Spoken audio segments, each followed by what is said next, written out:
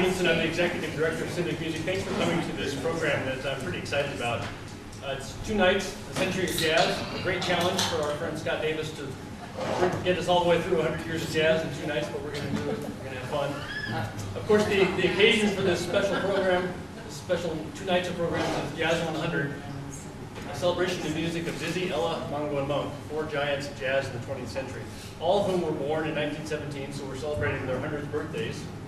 It's also the 100th anniversary of the first known, or first so-called jazz recording, done in New York City in 1917. So it's a real celebratory time for jazz fans, and a lot of us are taking a moment, taking a pause, and thinking about what people like Dizzy Gillespie have meant to us as consumers of jazz and as fans of jazz. If you have any interest in attending the concert, you don't have a ticket yet, come talk to me. I can help you with that. So I want to thank Scott Davis, our friend and fellow fan of jazz, for doing this program. It's been a lot of fun to work with Scott to get ready for this. And if I'm going to be managing the sound and the videos that you're going to see on the screen, and Scott's going to manage this PowerPoint, and hopefully we'll just get everything. We had a test run this afternoon, and it went pretty good. But I beg your patience if I goof anything. So with that, please welcome Scott Davis.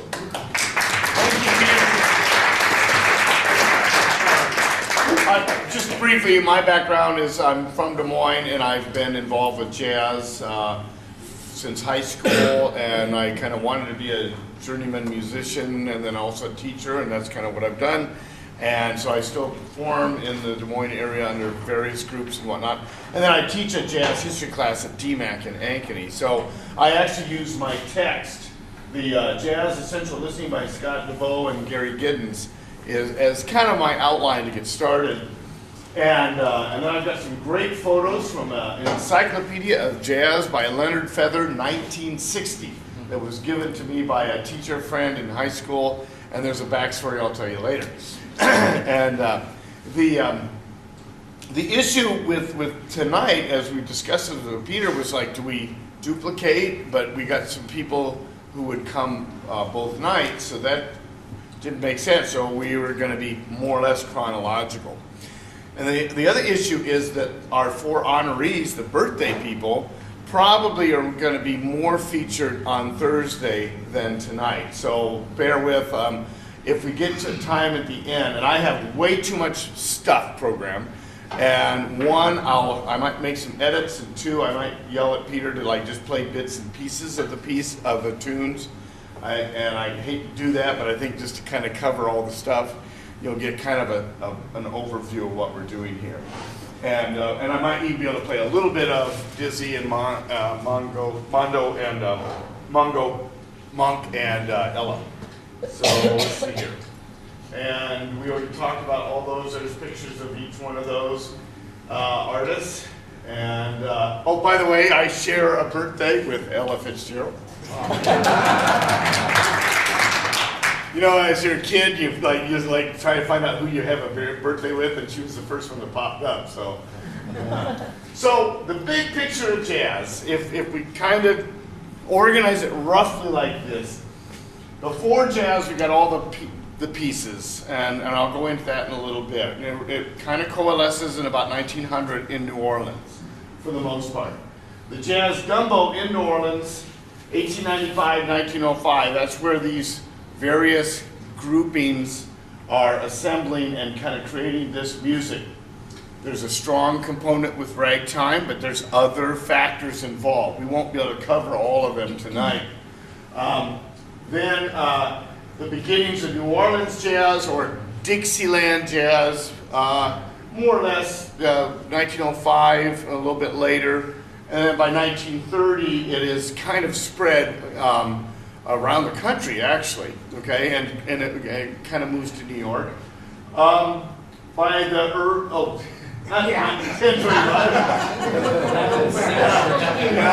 during the Crusades, that was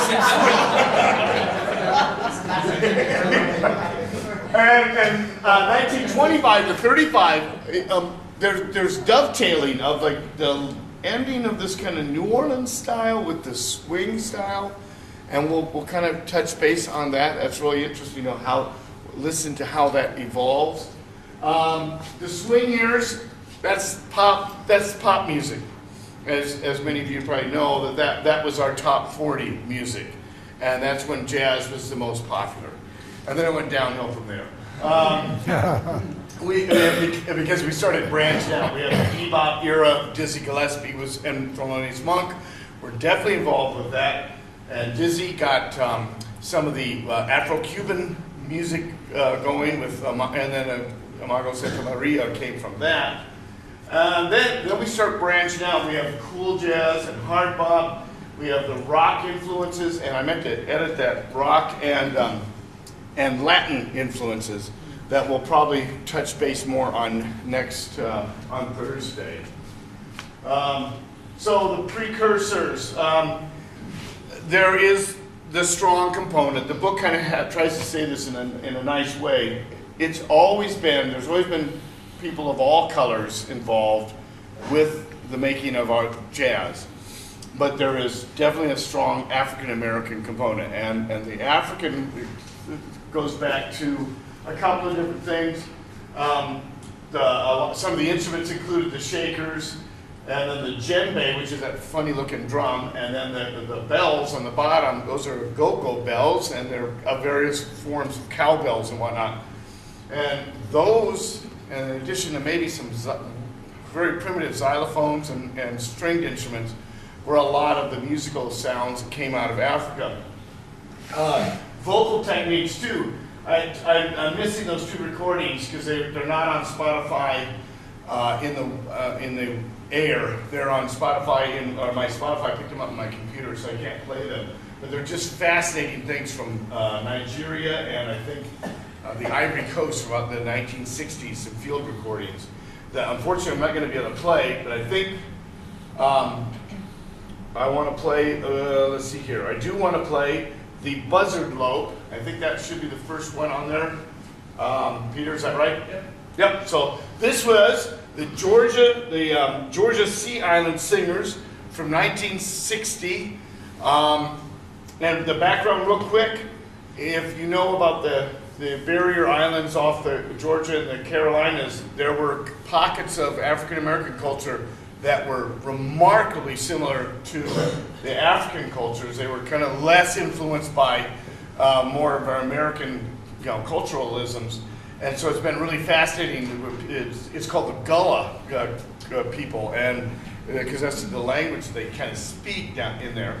And this is a recording of people with mostly stomping and clapping. Oh, and I got stomping and clapping and creating the rhythm while they sing a little call and response. There's a leader who sings a little phrase, and then the group responds. We need to do a little, you need to help me out on this. With this music, we introduce 2 and 3. This is the fascinating thing about African music, and is it is incredibly complex from the get-go. This is like, if somebody's doing this, 2, 1, 2, 1, 2. Against that, somebody else will doing 1, 2, 3, 1, 2, 3.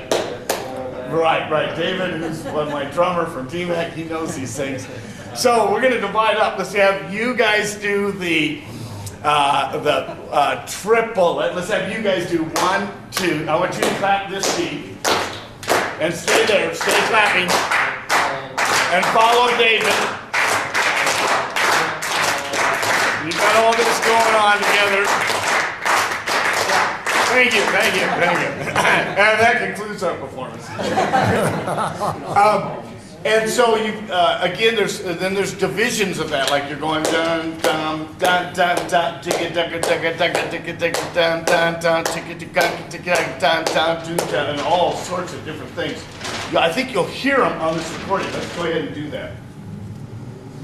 Throw me anywhere, Lord, in that ocean. Throw me anywhere, Lord, in that ocean. All. Don't care where you throw me. Response. In that ocean. That's my Jesus. This is the clapping gets a little more complicated.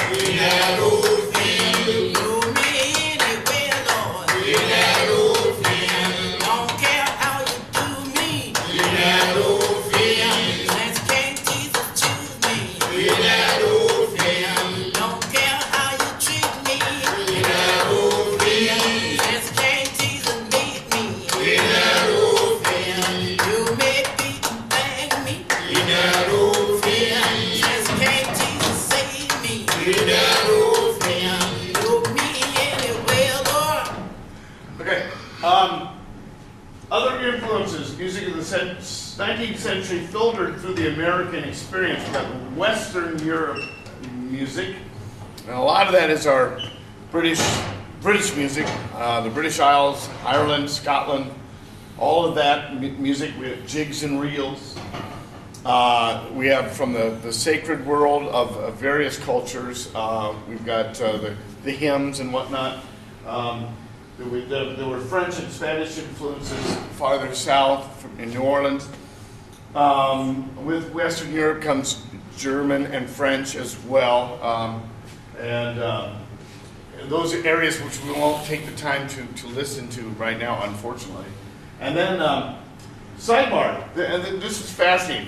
This blew me away when I realized this, because it seems to be relatively true. And I speak of some cliches sometimes tonight, so bear with. But there's kind of a sense that this Caribbean slave culture, that drums were not prohibited like they were in America. In America, the drums were considered evil, and so the slaves were not allowed to use them for the most part. And so that we kind of think that's why the Latin influence is from the Caribbean and stuff. There's so much more with the drums and all those rhythms and whatnot, the Afro-Cuban thing that we talk about. And again, we'll dial back to that eventually when we listen to the Latin music later on. So we're going to skip to the ragtime world of Scott Joplin and predominantly piano. And again, the cliche was that ragtime kind of stood for ragged rhythm because of the syncopation, the sounds going back and forth on the piano, and which we'll hear. And march form is an interesting thing, because ragtime you'd play the melody, repeat. You play a second melody, repeat. There were very little recordings then. They were just starting to come out as recordings. So you had to hear music to hear it or play it. So the idea of repeating it wasn't so, I don't have the attention span to listen to it myself, but they did then. And then, there would be another section, the C section, and maybe we can listen to that. And then, real quick, what's fascinating is this was pretty popular music back then. It's of middle class, I think. And if you were middle class, you'd have a piano in the parlor, and you would be educated to play it, perhaps. And some of them had the player piano, which you could program. In fact, Scott Joplin actually recorded some of those. I don't think this is that recording, but they're available. And so let's listen to Maple Leaf Rag, one of his most famous. There's some others that are just incredible, but I'm going to go with the popular one right now. And we'll kind of point out those different sections. So go ahead, Peter.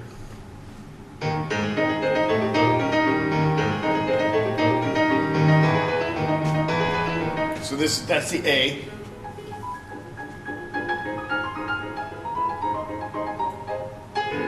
How many of you have heard this before? Yeah.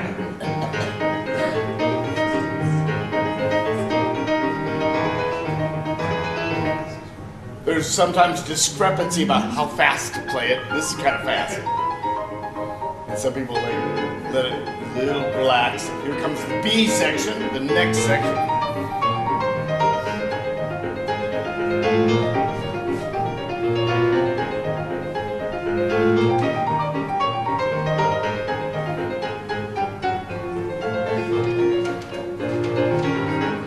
They got the march form idea from like John Philip Sousa, and many marches occurred the same way. These sections of music going on and on.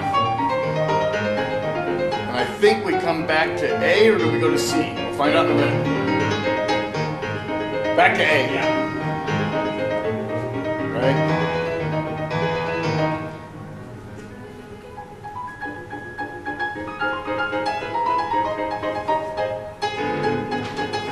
Jagged rhythm, we gotta think about that. Here comes C. Imagine then musicians on the street trying to imitate this. That's where we're kind of headed to a degree. Okay.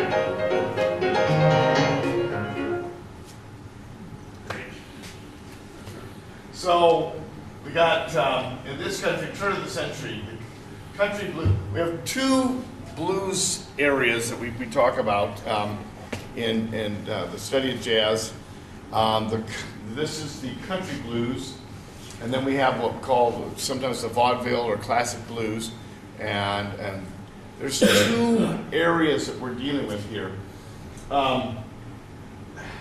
There was kind of the educated world and the uneducated world, and it coalesced in New Orleans is where we're headed for. The country blues was involved more of the African Americans who were probably the sharecroppers, the poor. You know, we forget that they were freed, but they had no money. What do you do? It's amazing that the ones that did manage to do some things.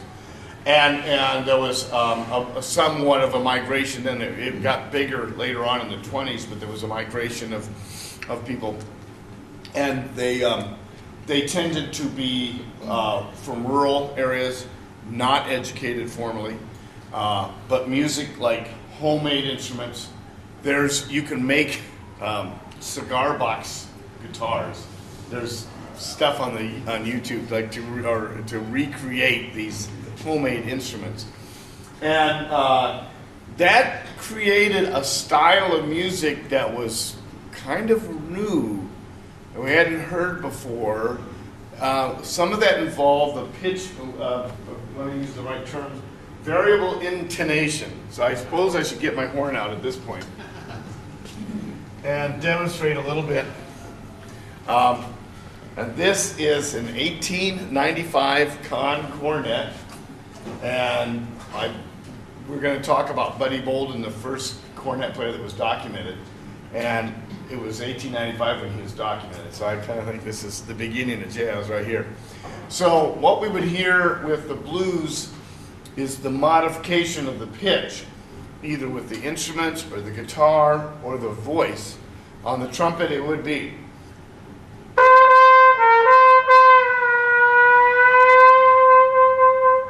I'm scooping and changing that pitch. And then, of course, with the instruments, we have eventually you have the imitation of the voice.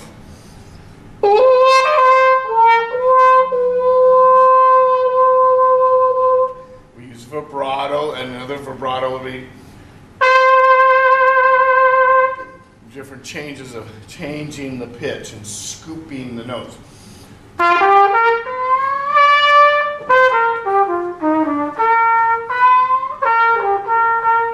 So I'm using a little trick where I'm just half valves to create that sound, okay? And this was new. You don't do that on the piano, by the way. On the piano, you can play two notes right next to each other and go bleep, like that. That's about as close as you can get. That's it. And so all those and the people that played the instruments of that day, the little community bands and whatnot, they didn't play them that way. I don't have the time to go into it, but there was a gentleman, James Reese Europe, who took an African-American delegation of musicians over to Europe in World War I, and he played, and they were mesmerized. They're like, how can you do that with an instrument? You can't do that, because he was kind of creating the ragtime music with a band. And in fact, he was kind of ahead of his time. Unfortunately, he was murdered by one of his musicians in 1919, so we don't know much about him. Anyway, so the country blues, and this gets off the bar a little bit, but it starts to codify a form that is used to this day. Blues can mean like what you're singing and the feeling that you have from it. This was something I hadn't thought about until just putting this together. Somebody said, this is when people started singing about personal issues. Whereas before that, the singer a lot of times sang about a story, somebody else's story. The balladeer. The blues is personal. And I hadn't thought of that before. There's a 3-line stanza with a kind of poetic sense. Usually the first line, the only one I can remember is from Stormy Weather, one of the verses, Stormy Weather Blues, it goes, the eagle flies on Friday, Saturday I go out and play. Eagle meaning I get paid. Yeah, I like that one. The eagle flies on Friday, Saturday I go out and play. So that's 2 times. And then Sunday, Lord, I get down on my knees and I pray. So that's different. First 2 are the same, the third one's different. It's a matter of 12 measures, 4 measures here, 4 measures there, 4 measures there, and that kind of becomes codified as a form, with the exception of the solo guitar guy, because he doesn't have to organize with anyone else. So his could be 11 measures, 11 and a half measures, 10 and a half measures. They would mess around with that all the time. It's just fascinating. When I first heard that, I thought, that's just wrong. Wait a minute. And you realize that can happen all the time. If you're by yourself, you can get away with that. So we've got this one man on the guitar, the country blues. One of the greatest examples is Robert Johnson. Some of you have heard of him. He was supposedly sold his soul to the devil to play as good as he did. He was from northern Mississippi, up by Memphis. And the Crossroads is up there, right? Is it Clarksdale, Mississippi? I think is the Crossroads. And there's now like a museum and whatnot for him up there. It's really cool. He happened to record in the 30s, and that's been the basis by which so many artists have learned this music. We call it Delta blues sometimes, or rural blues. And listen to a little bit. Of Robert Johnson singing Crossroads Blues.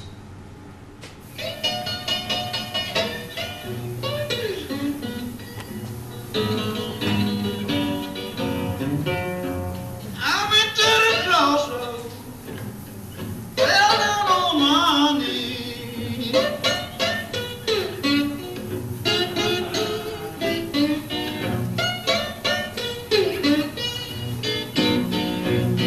I went to the crossroads, fell down on my knees.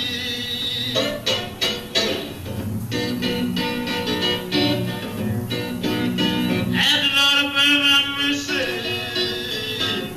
say, oh God, if you please. Stand at the crossroads, I'm trying to flag a ride.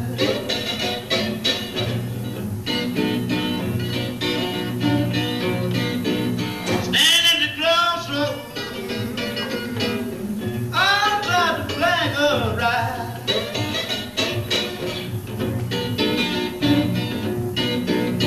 Ain't nobody see me, know me. Everybody pass me by. All right. Man's wife and the guy killed it. You know? That wasn't the first time. Yeah, one the first time. Yeah, and I wonder if is he a member of the 27 Club? Does anyone know that? All the rock stars died when they were 27. Yeah, he might have been the same age. But anyway, I digress. The other world is the more educated world, and this was the vaudeville or classic blues. Ma Rainey was a big influence way early, and ensemble, more codified forms, like I just mentioned, got to stay together. More of an urban influence, a little bit more educated to play like keyboards or whatever, but still had that vocal inflection of the blues. It was commercially quite successful. Bessie Smith was the big one, and we're going to listen. I think it's Reckless Blues is I think the one I have for her. And there was kind of a movement. The black lady singing the slow blues became kind of a commercially successful thing for a little while. So let's listen to that piece right now. Reckless Blues. St. Louis Blues. What's it called? St. Louis Blues. St. Louis, that's right, I changed that. I gotta make a note. St. Louis Blues. I hate to see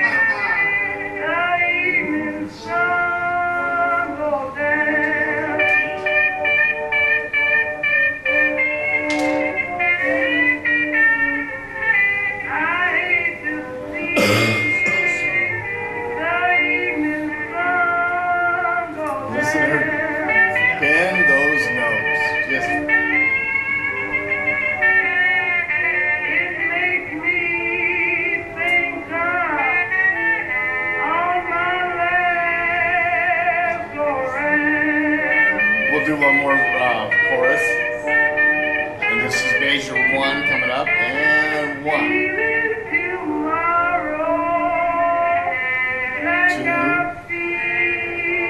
2, 3. This was written by W.C. Handy, who was an early chronicler of the blues. 5.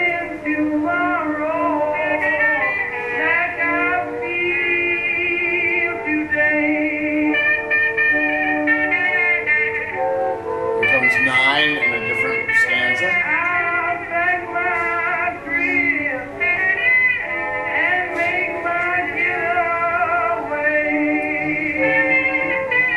Hey Scott, who's on the organ?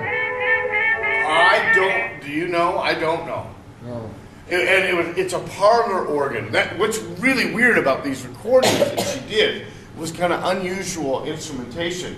In the background, I believe, is Louis Armstrong actually playing, but he wasn't her favorite. She liked Joe King Oliver, which we're going to listen to a little bit later. And so it's trumpet. I'm not sure if that was in a mute or not. It's hard to tell with the older recordings. And then this a parlor organ. And that's very unusual, but she's got a number of recordings that use that. And of course, the tragic thing was she died in an automobile accident in 1937. And the legend was that they took her to a hospital and they wouldn't operate on her because she was black. That actually has been termed inaccurate, but it was still tragic that she died and couldn't get hospitalization for whatever reason. It was sad. So she was pretty successful up until that point. As I mentioned, the jazz gumbo. Oh, this is good. So sometimes it was called jazz music. Yeah. Then they kept stealing the J's. So somebody thought, well, let's go with a Z.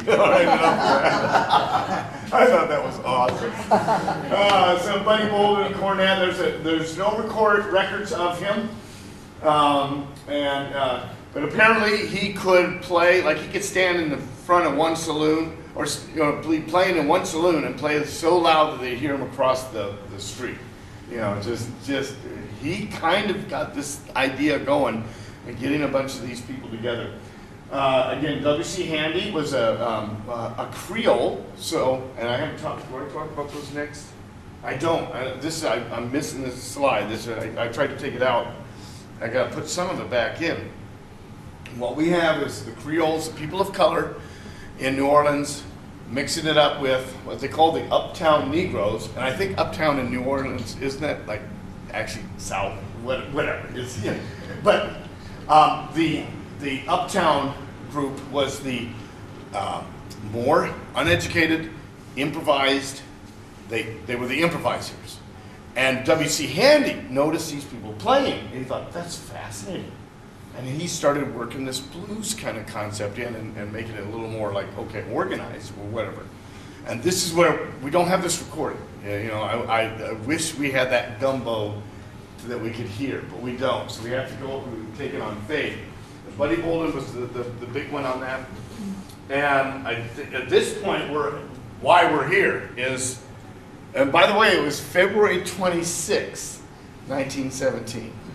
So just literally 100 years ago that the first jazz recording occurred. And this is then what was going on when you mix these two, the Creoles and the Uptown groups, and creating that music. And this is one version. A gentleman named Freddie Keppert, and I think that gentleman there, actually, he was an African American, and he was asked to record, and he turned it down because he was afraid people would steal his music. In fact, as he played, he would put a handkerchief over his fingers because he didn't want people to see it. Yeah. And he went on to have his own career. I studied up on him for this project, but I couldn't, put it all in here. And so he ended up he did record eventually, and he just missed it by a few days, weeks, or months. So the original Dixieland Jazz Band of predominantly white New Orleans players, and decent players by all means, but apparently not to the level that Freddie's group was. They had the honor of recording the first one. The first recording was Livery Stable Blues. I'm honored to be playing it once a month with my compatriot Jeff Kane over here and the NOLA Jazz Band. We play next door in the basement, it's the annex of the social club, and it's weird because the recording is so weird. It doesn't sound like what we're doing at all. It's really strange. I wonder who. Do you know who transcribed that or anything? No, I don't. I never bothered to look to see if. Well, we take more liberties. Well, of course, yeah, because we're improvising. A couple things about this music is collective improvisation.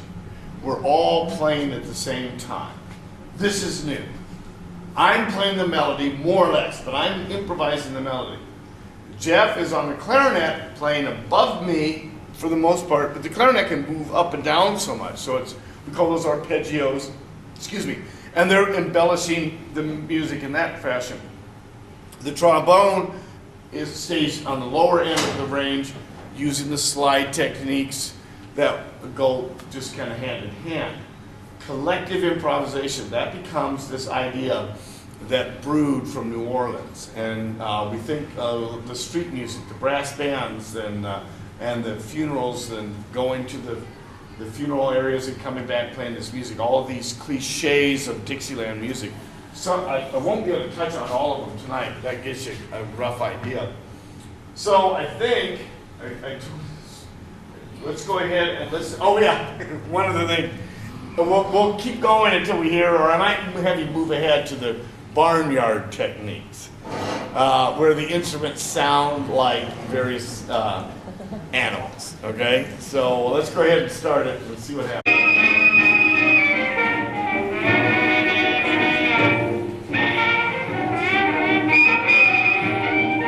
The high squeak is clarinet, of course.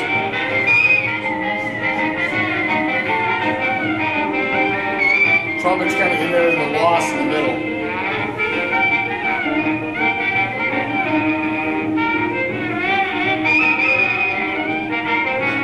Some kind of a snare drum thing going on. Piano. If there's a bass of some sort, we can't hear it. It's not the recording, so pick it up.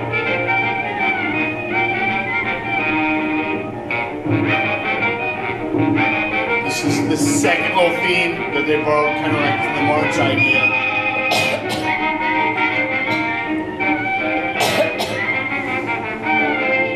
And you hear the instruments going on together.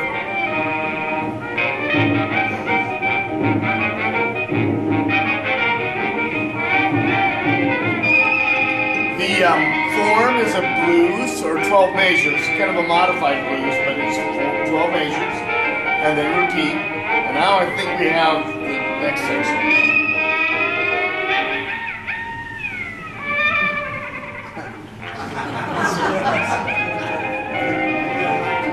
So apparently they all did that.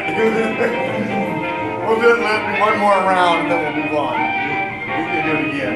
That's what we do, don't we?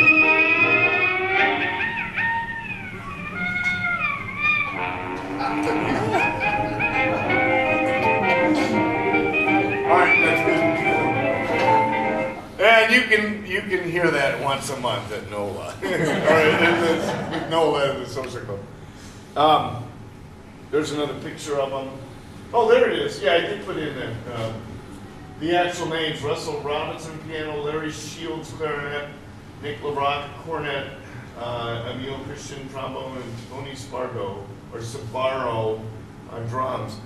It was weird. I had a strange moment when I was writing in these names. I thought, that's 100 years ago, and I'm thinking about these people, and it was kind of like why we do this. I guess the historian in me just really thought that was how many people have typed in his name recently. Yeah. It's your long slide trombone, isn't it? Yeah, he's got it extended as far as he can. Yeah. Yeah. I love that bass drum, the original Creole jazz band. Was this Freddie? Oh, I forgot to, this might have been, Kid, was it Kid Ory? No, I'm sorry, I didn't mark this right, so I lost that one, sorry. That was another band, and the African American group. It might have been Freddie Kemper's group, maybe? I'm sorry, I can't remember. Anyway, notice the size of the bass drum. They're just huge. And the snare is tilted at a funny angle. If you know anything about a drum set, usually the hi-hat, what we call the sock cymbal or hi-hat that you operate with your foot, is right about here. But apparently, in the early days, they were still experimenting with the idea because they used to be mounted like on top of the drum, and you hit the drum and like this, kind of a marching effect. And as they adapted that to the sitting down and playing, and they started out with the hi-hat being way down here by the foot. And John Benoit, who is a trombone instructor at Simpson College, has some great bands around town, and also very knowledgeable about the historical aspect of music. He owns one of these little foot cymbals that's way down there, and it's just amazing to think, well, that's kind of weird. And then somebody thought, well, if we put it up here, you could hit it with your hand. Oh, so you can see how these things evolve. And these are the early days, and they're still kind of putting all that together. Is that the same guy that has the sack butt collection? Yes. Yeah. You've heard of it. Yeah. John sack butts are the original trombones from the 1400s. Yeah, they're odd. They're kind of fun to play, actually. We'll go on. We'll keep going. How are we doing time-wise? Okay. I want to talk a little bit about Jelly Roll Morton, because he was such an interesting character of this world, and a really good musician, but I guess he was kind of a pompous ass, actually. And he told people he created jazz. He was part of the Great Migration that the African American community, as they're leaving the sharecropping rural areas that are just, can't make any money. But guess what? They're making automobiles up north. Chicago, Detroit, and of course Philadelphia, New York, for whatever. And so the Great Migration starts. With that goes the music, right up the river. And Louis Armstrong and Joe King Oliver played on the river boats. And I'm not sure about Jelly Roll, he probably did. He kind of helped promote it, I think, more than anything else. He had some great music of his own, and he also, when we listened to it, and it might be on this, is it Black Bottom that I have queued up there, Peter? There's a couple of these I just... One of them is 2. Oh, yeah. Which? Second. What's the other one? Jelly Roll Blues. Jelly Roll, okay. Maybe we can listen to a little bit of each one then. His group was the Red Hot Peppers. And there's that collective improvisation, but there's also a sense of him organizing the musicians. They play lines together a little bit more. And then that's kind of drifting us towards the swing era a little bit. So which one is first? Jelly Roll. Jelly Roll. Let's listen to Jelly Roll.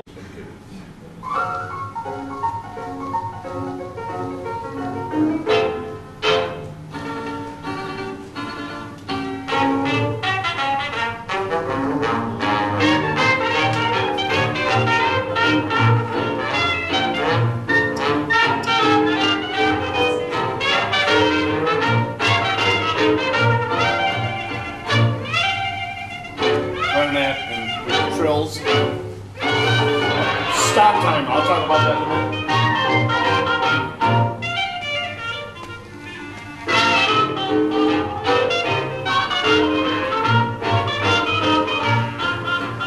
And I meant to point out at the beginning, I kind of like it because you had a little introduction to the banjo by itself and a couple of the other instruments. And then stop time, when they stop and one person plays. That's a hallmark of this music. I have another little video from New Orleans musicians right before Katrina. They were brass band musicians. There was a documentary that I show for my my jazz. I don't have time tonight. But one of the gentlemen made a really good point. I hadn't thought about this. He says, New Orleans music, you never go too fast. It's walking music. You don't play too fast because you're walking.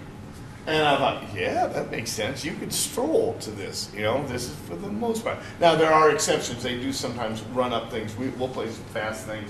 And as that music became more associated with some dancing, it changed. But true New Orleans stuff, kind of, nobody's in a hurry.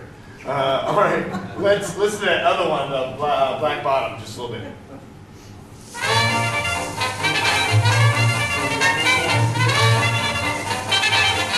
So this is an exception, pretty fast.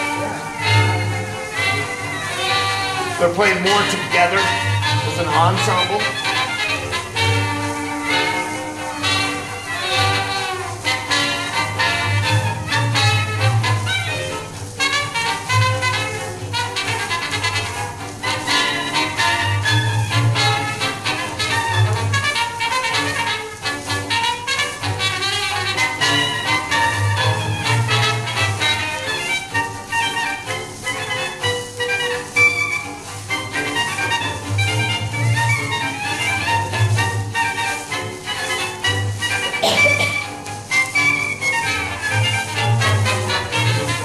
So that's an interesting little breaks there where a brief trumpet solo and then a little bit more of it sounded almost like an organized clarinet solo-like thing that was possibly written out.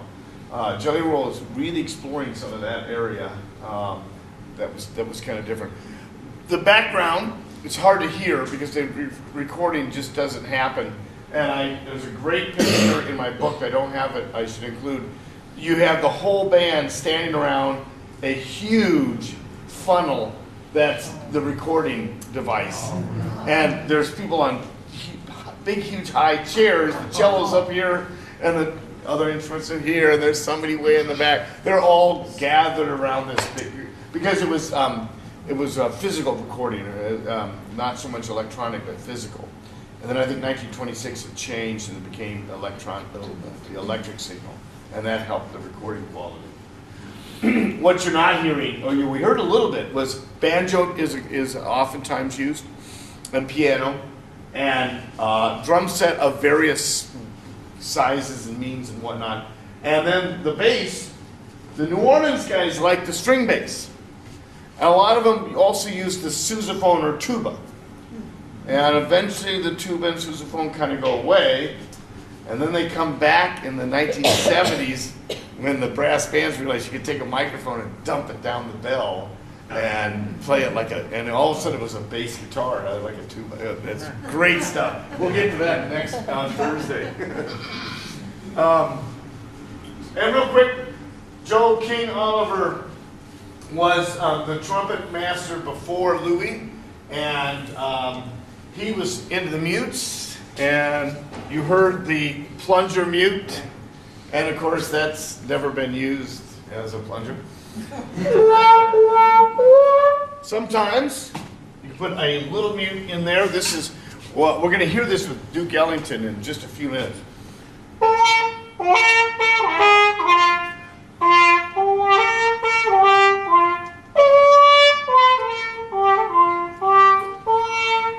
So they have a tiny mute and a plunger, and eventually, just to go through the mutes real quick, a straight mute, which is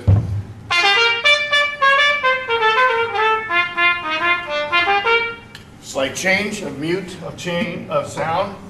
Later on, we'll get the cup mute, which is used more in the swing era.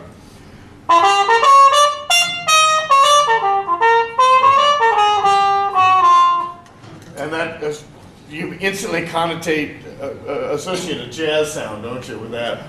That one's good for that. And then later on, the fun one, which is, this is always good for the kids. It's cool.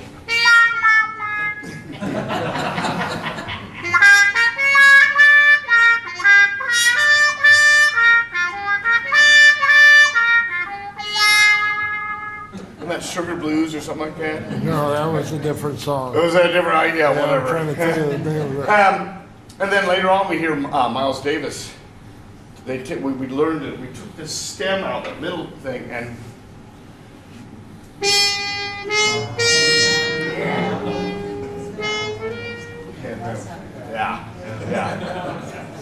Thursday. Anyway, he was a good player, and this is a great factoid. He played at the 1919 World Series, the one that they threw, the White Sox threw. Yeah, he was there playing. Yeah, the Creole Jazz Band. I bet that was the picture we might have seen. The Kid Ory, whatever. Lil Hardin played piano. She was married to Louis Armstrong. Louis played second cornet because Oliver suffered from some gum and teeth disease. He eventually had to quit playing. He died penniless. Although Armstrong went to see him a few times, after he got famous, he did try to go back and touch base, and I think, tried to kind of, acknowledge where he had gotten some of his background. Anyway, let's listen to Dipper Mouth Blues on that.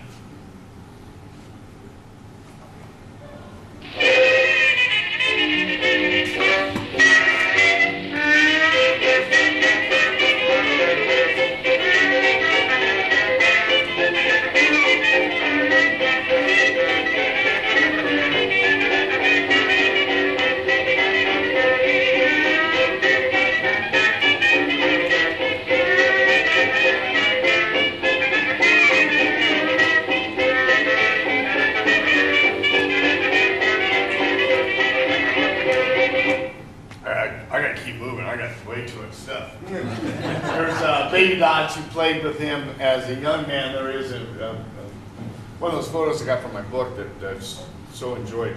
Real quick, we'll do Sidney Bechet, who played soprano saxophone and clarinet in the Cook Southern Syncopated Orchestra. They went to London. A number of these people went over to Europe and started what would become a thing of people, expatriates, going over there and careers and whatnot. Ernest Ansermet, who was a famous musician, conductor, and musician in the classical world, heard Bechet's group in Paris and wrote the first serious essay on jazz. The French picked up on it. They said, "This is some serious stuff you got here." Remember that in the States, this was considered, oh, that's music from those bad places like brothels and whatnot, and it was, but and the street and whatnot. But they were thinking, hey, this is pretty darn good. He was considered the first virtuoso, and let's listen to "I'm a Little Blackbird." I don't just a little bit. I got to keep moving here, so. He's in Paris or in France, and later on in his career. He played the soprano sax with a very quick vibrato.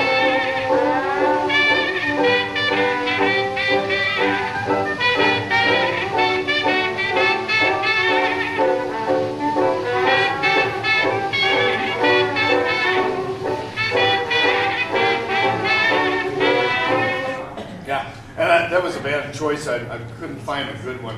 You can't hear him very well. Yeah. And Jeff, I tried to find the C2, what's it called? C2 Voix La Mer. C2 Voix La Mer. Jeff plays this on the clarinet. It's incredible.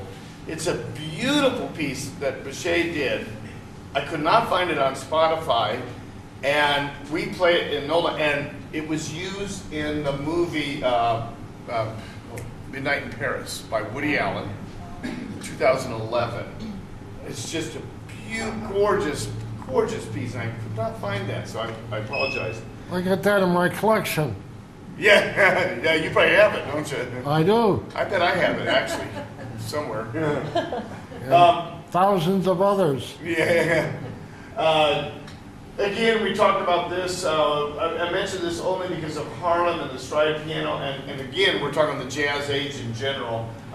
Harlem was important because at that time there was a black renaissance going on. I always think of Langston Hughes. He was involved with that. His poetry is so incredible. I walked into a 5th grade class a couple of weeks ago, and they were reading some of his stuff, and I was like, wow. And it was pretty cool. And that fostered the sense of careers for African Americans and professional people, and a bit of a middle class that could support that, and musically as well. we mentioned stride piano briefly because of James P. Johnson. Stride is when the left hand of the piano goes boom, chuck, boom, chuck. Usually it's, you do two hands to do this, you know?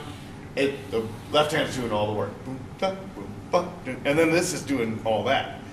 It's incredible if you watch a stride person do that. And there's only a few people in Des Moines that can do it because technically it's really challenging. And this incredible sound. Again, it's kind of a, what was it? Yeah, ragtime was graceful and polished in effect. Stride was impetuous, flashy, and loud. I lifted that from the book. So let's listen to a little bit of You Got to Be Modernistic.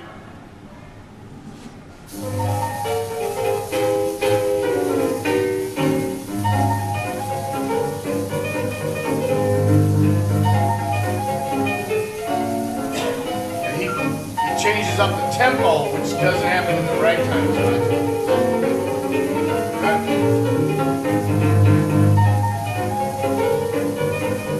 He's going like that. Wow. Changes up the feel.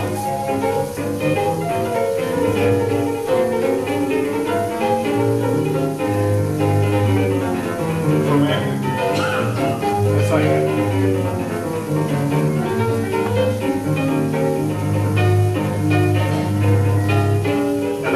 Real sophisticated rhythmically. Repeats that little section.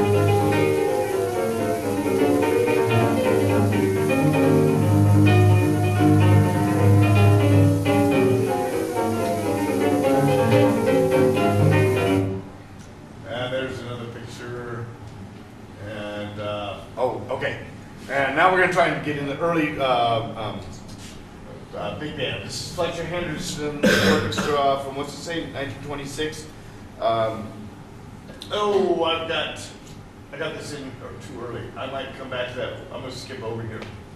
All right, we're finally talking about Louis, and so he was really probably besides Sidney Bechet, he was the first great soloist. Helped establish the blues music language, and he was always a singer. He quit a number of different bands because they wouldn't let him sing. And then we'll listen to a little bit of his, what we call scat singing, where you sing syllables and not words. And he was a master of it from the get-go. He was also not afraid to do different kinds of tunes, even back in the day, pop tunes and whatnot. That was kind of a new thing. As the 20s progressed, they get away from that body of music that was associated with New Orleans. And he says, well, let's adapt our style to some other songs. And then his sense of rhythm, when you listen to him play, to this day, I admire him as a musician to think, wow, I'd love to play with that man. He was so incredible. And so we're going to listen to two recordings. There's an early picture of him. And that is, let's listen to the Heebie Jeebies. We'll do some of that. From the Hot 5 to Hot 7, two different recording sessions he did in the 20s.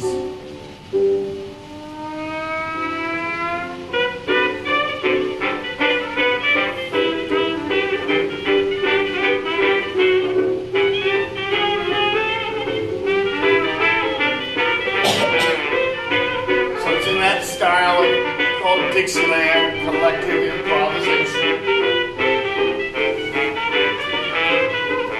Not showing off too much yet.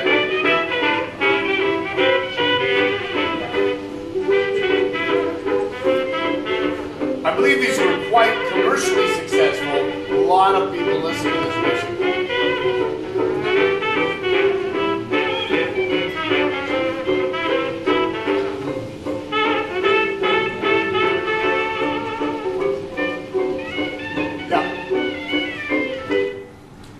Probably should listen. Oops.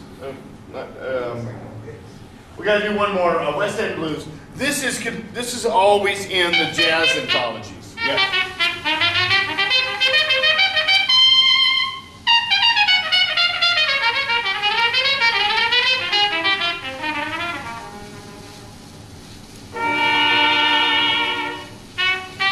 It's a slow blues. called West End Blues. It's considered one of the classic jazz recordings.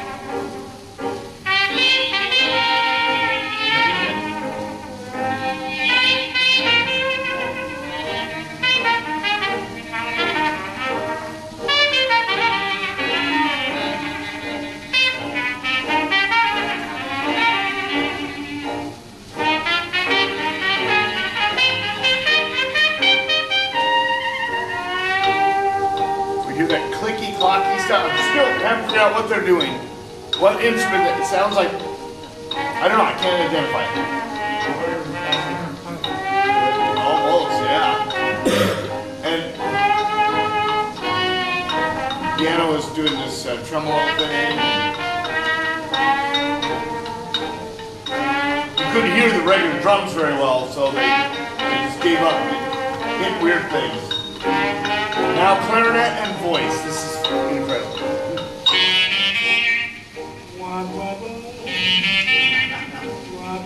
Is that true, Jeff?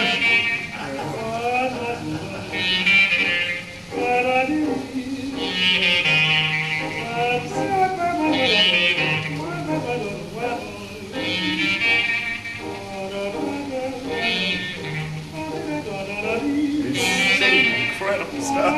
And then he ends up with kind of a cliche. Here he goes, cliche.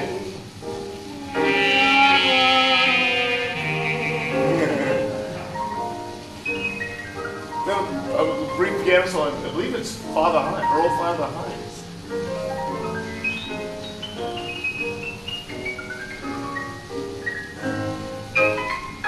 We call this double time sometimes. The piano player is playing like twice as fast as what the beat was.